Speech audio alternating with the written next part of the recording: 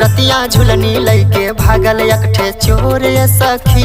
रतिया झुलनी लैके भागल एकठे चोर सखी। रतिया झुलनी लैके भागल एकठे चोर सखी।